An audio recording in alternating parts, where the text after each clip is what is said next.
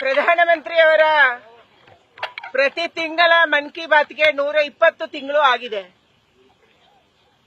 ತಾನು ಜಗತ್ತಲ್ಲಿ ಏನನ್ನ ಕಂಡೆ, ಭಾರತದ ಸಂಸ್ಕೃತಿ ಆಚಾರ ವಿಚಾರ ಪ್ರಪಂಚದಲ್ಲಿ ಹೇಗಿದೆ, ನಮ್ಮ ದೇಶದಲ್ಲಿ ಒಳ್ಳೆ ಕೆಲಸವನ್ನ ಪ್ರೇರಣೆ ಕೊಡುವ ಕೆಲಸವನ್ನ ಯಾರು ಮಾಡ್ತಿದ್ದಾರೆ ಅದನ್ನ ಇಡೀ ದೇಶವಾಸಿಗಳಿಗೆ ತಿಳಿಸುವಂತ ಒಂದು ದೊಡ್ಡ ಪ್ರಯತ್ನವನ್ನ ಪ್ರಧಾನಿಯವರು ಮನ್ ಕಿ ಬಾತ್ ಮೂಲಕ ಮಾಡ್ತಾ ಇದ್ದಾರೆ. ಇವತ್ತು ಮಹಾಲಕ್ಷ್ಮಿ ಲೇಔಟ್ ಕೂಡ ಜೋಡಣೆ ಆಗಿತ್ತು. ಮನ್ ಕಿ ಬಾತಿನ ಮೂಲಕ ನಮ್ಮೆಲ್ಲರಿಗೆ ಕೂಡ ಹೊಸ ಹೊಸ ವಿಚಾರವನ್ನ ತಿಳಿಸುವಂತದನ್ನ ಪ್ರಧಾನಿಯವರ ನೇತೃತ್ವದಲ್ಲೇನು ಮಾಡಲಾಗ್ತಾ ಇದೆ. ಇವತ್ತು ನಮ್ಮ ವಿದ್ಯಾರ್ಥಿನಿಯರಿಗೆ ರಜೆ ಸಿಕ್ಕಿದೆ. ನಮ್ಮ ವಿದ್ಯಾರ್ಥಿನಿಯರು ರಜಾ ಕಾಲದಲ್ಲಿ ಏನ್ ಮಾಡಬಹುದು, ಏನ್ ಮಾಡಬೇಕು ಇದನ್ನ ತಿಳಿಸುವಂತ ಕೆಲಸ ಮಾಡಿದ್ದಾರೆ. ಅದರ ಜೊತೆಗೆ ಇವತ್ತು ಬೇಸಿಗೆ ಸಂದರ್ಭದಲ್ಲಿ ಪ್ರಾಣಿ ಪಶು ಪಕ್ಷಿಗಳಿಗೆ ಕೂಡ ನೀವು ನೀರಿಟ್ರೆ ಅದು ಬದುಕಿಕೊಳ್ತವೆ ಅನ್ನುವಂತ ಸಂದೇಶವನ್ನ ಅವರು ಕೊಟ್ಟಿದ್ದಾರೆ. ಹೊಸ ಹೊಸ ವಿಚಾರವನ್ನ ನಮ್ಮ ಜನರಿಗೆ ಹಾಕಿ ಅದರಿಂದ ಪ್ರೇರಣೆ ಪಡೆದು ಹಲವಾರು ಜನ ಮಾಡ್ತಿದ್ದಾರೆ. ಅದಕ್ಕೆ ಗೋಪಾಲಯ್ಯನವರು ನಮ್ಮ ಮುಂದೆ ಉದಾಹರಣೆ. ಹಿಂದೆ ನಡೆದಂತ ಮನ್ ಕಿ ಬಾತ್ ಅನ್ನ ಅವರು ಕೇಳಿಸಿಕೊಂಡ್ರು. ಕ್ಷಯಮುಕ್ತ ಭಾರತವನ್ನ ಮಾಡಬೇಕು ಅನ್ನುವಂತ ಪ್ರಧಾನಿ ಕರೆಗೆ ಹೋಗೊಟ್ಟು ಇವತ್ತು ಮಹಾಲಕ್ಷ್ಮಿ ಲೇಔಟ್ ಅಲ್ಲಿ ಸುಮಾರು 700 ಜನರನ್ನ ಕ್ಷಯ ಪೀಡಿತರನ್ನ ಕ್ಷಯ ಮುಕ್ತರನ್ನಾಗಿ ಅವ್ರು ಮಾಡಿದ್ದಾರೆ. ಇನ್ನು ಕೆಲವರಿಗೆ ಈಗಲೂ ಟ್ರೀಟ್ಮೆಂಟ್ ನಡೀತಾ ಇದೆ.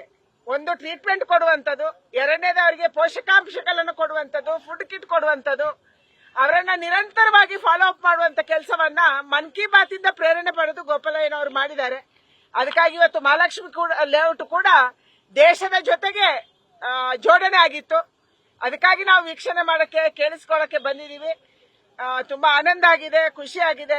ಪ್ರಧಾನಿಯವರು ಎಂತ ಪ್ರಧಾನಿಯೊಬ್ಬರು ಸಿಕ್ಕಿದ್ದಾರೆ ಅಂದ್ರೆ ಈ ದೇಶದಲ್ಲಿ ಪ್ರಾಣಿ ಪಶು ಪಕ್ಷಿ ಇದೆಲ್ಲದರ ಬಗ್ಗೆ ಚಿಂತನೆ ಮಾಡುವಂತ ಒಂದು ಪ್ರಧಾನಿ ನಮ್ಮ ಸೌಭಾಗ್ಯದಿಂದ ನಮಗೆ ಸಿಕ್ಕಿದ್ದಾರೆ. ಅಂತ ಕಾಲದಲ್ಲಿ ನಾವಿದ್ದೀವಿ ಅನ್ನುವಂಥದ್ದು ನಮ್ಮ ಸೌಭಾಗ್ಯ ಅಂತ ನಾನು ಅವರಿಗೆ ಧನ್ಯವಾದಗಳನ್ನೇ ಹೇಳಕ್ಕೆ ಇಚ್ಛೆ ಪಡ್ತಾ ಇದ್ದೀನಿ. 6 ವರ್ಷಗಳ ಕಾಲ ಯತ್ನಾಳ್ ಅವರನ್ನು ಉಚ್ಚಾಟನೆ ಮಾಡಿದ್ದಾರೆ. ಇವತ್ತು ಹೊಸದಾಗಿ ನಾನು ಪಕ್ಷ ಕಟ್ತೀನಿ ಅಂತ ಘೋಷಣೆ ಮಾಡಿದ್ದಾರೆ ಮೇಡಮ್ ಯತ್ನಾಳ್ ಅವರು. ಈಗ ರಾಜ್ಯದ ಬೆಲೆ ಏರಿಕೆ ಪ್ರತಿಭಟನೆ ಮಾಡ್ತಾ ಇದ್ದಾರೆ. ಬಿಜೆಪಿ ಅವರು ಪ್ರತಿಭಟನೆ ಮಾಡ್ತಾ ಇದ್ದಾರೆ ಏಪ್ರಿಲ್ 2 ರಿಂದ. ಹಾಲಿನ ದರ ಎಲ್ಲ ನಮ್ಮ ರಾಜ್ಯದಲ್ಲಿ ಎಲ್ಲದಕ್ಕೂ ಬೆಲೆಯನ್ನ ಏರಿಕೆ ಮಾಡ್ತಾ ಇದ್ದಾರೆ. ಚುನಾವಣೆಯ ಪೂರ್ವದಲ್ಲಿ ಗ್ಯಾರಂಟಿಗಳನ್ನ ಘೋಷಣೆ ಮಾಡಿದ್ರು. ಇವತ್ತು ಗ್ಯಾರಂಟಿಗಳ ಕಾರಣಕ್ಕಾಗಿ ಬೊಕ್ಕಸ ಬರದಾಗಿದೆ. ಯಾವುದೇ ಅಭಿವೃದ್ಧಿ ಕೆಲಸ ನಮ್ಮ ರಾಜ್ಯದಲ್ಲಿ ನಡೀತಾ ಇಲ್ಲ. ನಮ್ಮ ರಸ್ತೆಗಳ ಗುಂಡಿ, ನೀರಾವರಿ ಯೋಜನೆ, ರಸ್ತೆಗಳಾಗ್ಲಿ, ಆಸ್ಪತ್ರೆಗಳಾಗ್ಲಿ, ಶಾಲೆಗಳಾಗ್ಲಿ, ಮೇಷ್ಗಳ ನೇಮಕ ಆಗ್ಲಿ, ಅವರಿಗೆ ಸಂಬಳ ಕೊಡೋದಾಗ್ಲಿ ಯಾವುದೂ ಇಲ್ಲ. ನಮ್ಮ ರಾಜ್ಯದಲ್ಲಿ ಎಲ್ಲವೂ ಝೀರೋ ಆಗ್ತಾ ಇದೆ. ಮತ್ತೆ ಮತ್ತೆ ನಮ್ಮ ಮೇಲೆ ಟ್ಯಾಕ್ಸ್ ಹಾಕ್ತಾ ಇದ್ದಾರೆ. ಮೊದಲ 6 ತಿಂಗಳಲ್ಲೇ ವಿದ್ಯುತ್ ದರ ಜಾಸ್ತಿ ಆಯಿತು.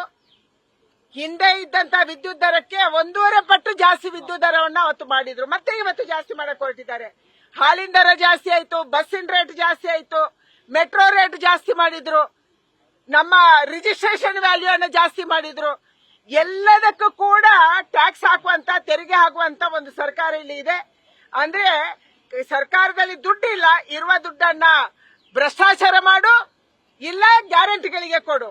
ಇವತ್ತು ಜನ ಹೇಳ್ತಿದ್ದಾರೆ ನಮಗೆ ಗ್ಯಾರಂಟಿ ಬೇಕಾಗಿಲ್ಲ, ದಯಮಾಡಿ ನಮ್ಮನ್ನು ಬಿಟ್ಬಿಡಿ ಅನ್ನುವಂಥದ್ದನ್ನ ಪ್ರಾರ್ಥನೆ ಮಾಡುವ ಮಟ್ಟಿಗೆ ನಮ್ಮ ರಾಜ್ಯ ಬಂದಿದೆ ಅಂತಂದ್ರೆ ನಮ್ಮ ರಾಜ್ಯವನ್ನ ಫೈನಾನ್ಷಿಯಲಿ ಅಧೋಗತಿಗೆ ತಗೊಂಡೋಗುವಂತ ಕೆಲಸವನ್ನ ಈ ಸರ್ಕಾರ ಮಾಡ್ತಾ ಇದೆ.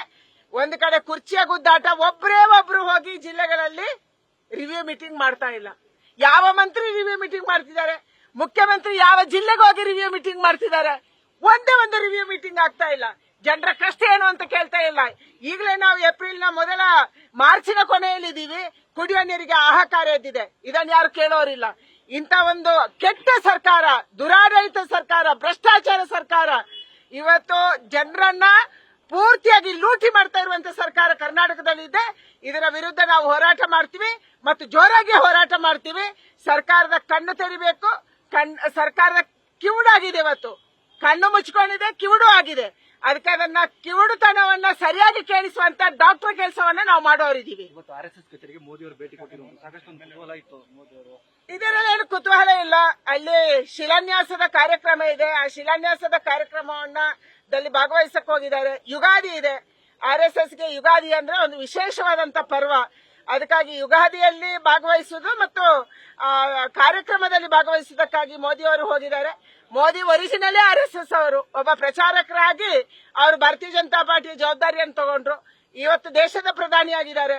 ಅದಕ್ಕಾಗಿ ಒಬ್ಬ ಸಾಮಾನ್ಯ ಸಂಘದ ಕಾರ್ಯಕರ್ತನಾಗಿ ಅವರು ನಾಗಪುರಕ್ಕೆ ಹೋಗಿದ್ದಾರೆ. ನಮ್ಗೆಲ್ಲರಿಗೂ ಆನಂದ ಆಗಿದೆ. ನ್ಯೂಸ್ ಫಸ್ಟ್ ನಿರ್ಭೀತಿಯಿಂದ ನಿಮ್ಮ ಪರವಾಗಿ.